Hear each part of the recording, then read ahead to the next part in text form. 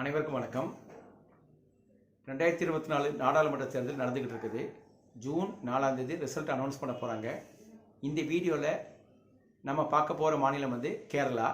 கேரளாவில் மொத்தம் உள்ள பாராளுமன்ற தொகுதிகள் 20.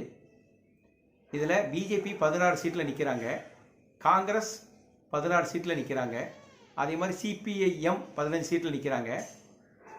எல்டிஎஃப் அப்படின்னா லெஃப்ட் டெமோக்ராட்டிக் ஃப்ரண்ட், அதாவது இடதுசாரிகளின் கூட்டணி, சிபிஎம் கூட்டணி வந்து 20 சீட்டில் நிற்கிறாங்க.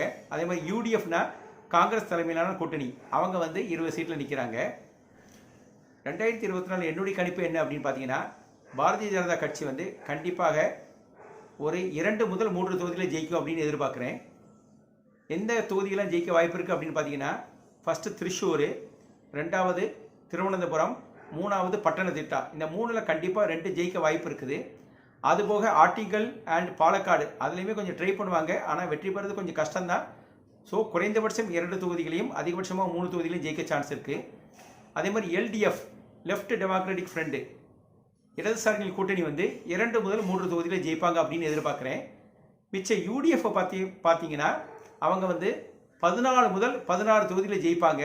காங்கிரஸ் மட்டும் 11 முதல் 13 தொகுதியில் ஜெயிப்பதற்கான வாய்ப்புகள் இருக்குது அப்படிங்கிறது தான் என்னுடைய கணிப்பு.